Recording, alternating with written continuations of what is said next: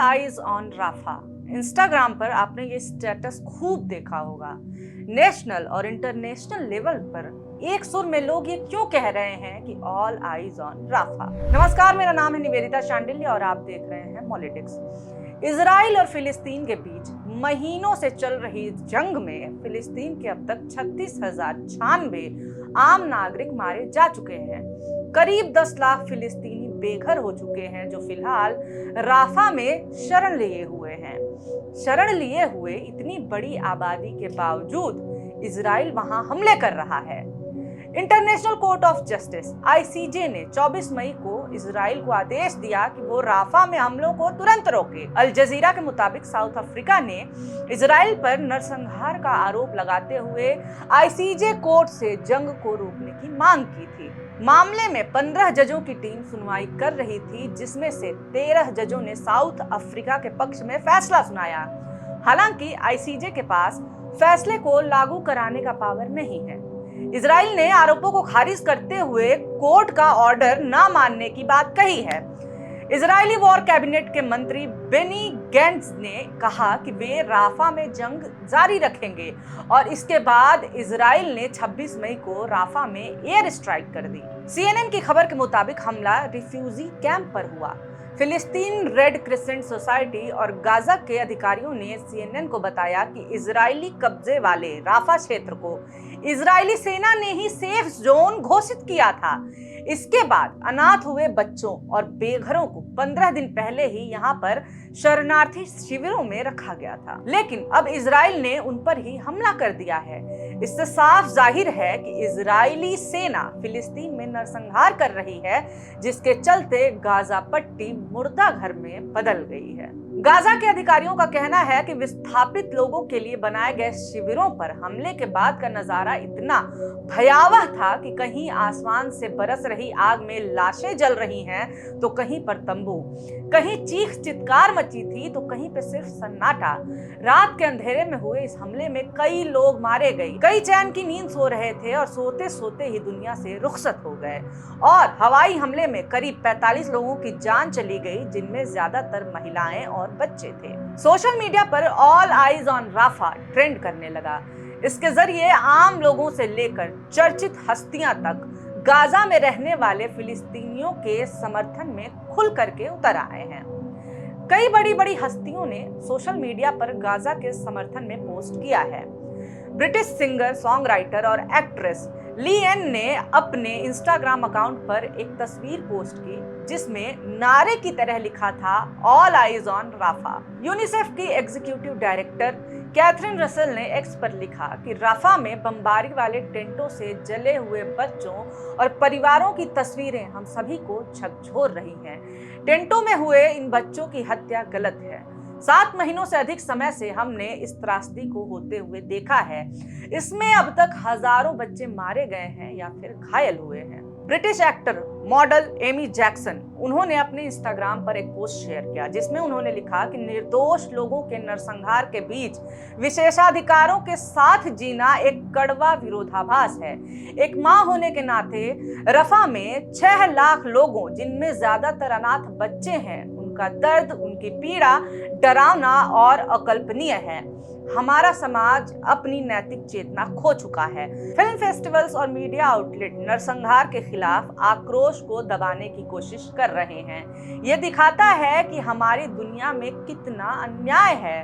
हम युद्ध विराम की मांग करते हैं, चुप ना रहें। निर्दोष पुरुषों, महिलाओं और बच्चों की हत्या का कोई भी जस्टिफिकेशन नहीं है। वहीं पाकिस्तानी एक्ट्रेस माहिरा खान ने लिखा, लोगों को जिंदा जला दिया गया है। वो अपने तंबुओं में सो रहे थे, जो एक तरह से सुरक्षित थे। शरणार्थियों पर बार बार बमबारी। हम किस नरक की दुनिया में रह रहे हैं? ये कौन लोग हैं जो जले हुए, सिर कटे बच्चों को देख सकते हैं और उन्हें बुरा तक नहीं लगता? सत्ता की भूखी दुनिया ने मानवता को निराश कर दिया। इसके साथ ही कुछ बॉलीवुड कलाकार जैसे कि दिया मिर्जा, सोनम कपूर, कीर्ति खरबंदा, वरुण धवन, तृप्ति डिमरी और समांथा प्रभु जैसे कलाकारों ने भी अपने इंस्टाग्राम अकाउंट से all eyes on Rafah share किया। हालांकि बाद में इनमें से कुछ ने ये डिलीट कर दिया क्योंकि उन्हें कुछ लोग ट्रोल कर रहे थे कि आप कश्मीरी पंडित और पाकिस्तान में हिंदुओं की स्थिति पर, बंगाल पर क्यों नहीं बोलते हैं। सच तो ये है कि कश्मीरी पंडितों और हिंदुओं की परवाह करने वाले ये लोग बस व्हाटअबाउटरी के लिए ही इनका उपयोग कर रहे हैं। इन्हें कश्मीरी पंडित तभी याद आते हैं जब कोई फिल्म रिलीज हो या फिर जब मुसलमानों के लिए आवाज उठ रही हो, तब नहीं जब कश्मीरी पंडित घाटी में सरकार के खिलाफ प्रोटेस्ट कर रहे थे, तब इन्हें कश्मीरी पंडितों की याद नहीं आई। व्यक्तिगत आवाजों के साथ साथ दुनिया के कई सारे देशों ने भी राफा में मारे गए लोगों के लिए आवाज उठाई है। सऊदी अरब ने मंगलवार को इजरायली सेना द्वारा राफा में फिलिस्तीनी शरणार्थियों के तंबुओं को निशाना बना करके किए गए हमलों की निंदा की है और इसके लिए इजरायली अधिकारी पूरी तरह से जिम्मेदार हैं, ये माना है। यूएई विदेश मंत्रालय ने एक बयान में तत्काल युद्ध विराम पर पहुंचने, नागरिकों को सुरक्षा प्रदान करने और जान माल की हानि को रोकने के महत्व पर बल दिया है। स्पेन, आयरलैंड और नॉर्वे ने मंगलवार को आधिकारिक तौर पर एक फिलिस्तीनी राज्य को मान्यता दे दी, जिससे इजराइल की ओर से कड़ी प्रतिक्रिया हुई है। तीनों देशों ने उम्मीद जताई है कि उनका फैसला यूरोपीय संघ के अन्य देशों को भी ऐसा करने के लिए प्रोत्साहित करेगा। हालांकि अमेरिका ने 29 मई को ये मानने से इनकार कर दिया कि इजरायली सेना ने राफा को कब्जे में लेने के लिए बड़े स्तर पर ऑपरेशन लॉन्च किया है। बीबीसी के मुताबिक व्हाइट हाउस के प्रवक्ता जॉन किर्बी ने कहा कि अमेरिका को नहीं लगता कि इजराइल ने पूरे राफा पर कब्जा कर लिया है, जबकि इजरायली सेना 7 मई को टैंकों के साथ राफा में कब्जे के इरादे से घुस गई थी। अब वे राफा के सेंटर तक पहुंच गए हैं और उन्होंने मिस्र के बॉर्डर पर भी कब्जा कर लिया है। अमेरिकी राष्ट्रपति जो बाइडेन ने 1 महीने पहले इजराइल को चेतावनी देते हुए कहा था कि इजराइल राफा में घुसपैठ को लेकर अमेरिका की खींची हुई लकीर को ना लांघे और अगर इजराइल राफा के राहत शिविरों पर या ज्यादा जनसंख्या वाले इलाकों पर हमला करता है तो वे इजराइल को हथियार देना बंद कर देंगे। लेकिन अब राफा में हुए हमले में 45 लोगों की मौत के बाद व्हाइट हाउस ने यह मानने से इनकार कर दिया है कि इसमें इजराइल का हाथ था। अमेरिकी विदेश मंत्रालय ने कहा है कि इजराइल मामले की जांच कर रहा है, इसलिए इस मामले में वे फिलहाल कुछ नहीं कह सकते। वहीं जब व्हाइट हाउस से सवाल किया गया कि क्या इजराइल ने राफा में हमला करके अमेरिका की खींची हुई सीमा का उल्लंघन किया है, तो इसका जवाब देते हुए किर्बी ने साफ कर दिया कि अमेरिका को ऐसा नहीं लगता है कि इजराइल ने कुछ भी गलत किया है। किर्बी ने कहा कि हमने अब तक इजरायली सेना को राफा में तबाही मचाते हुए नहीं देखा है। हमने नहीं देखा कि इजरायली सेना की बड़ी बड़ी टुकड़ियां राफा में घुस रही हों।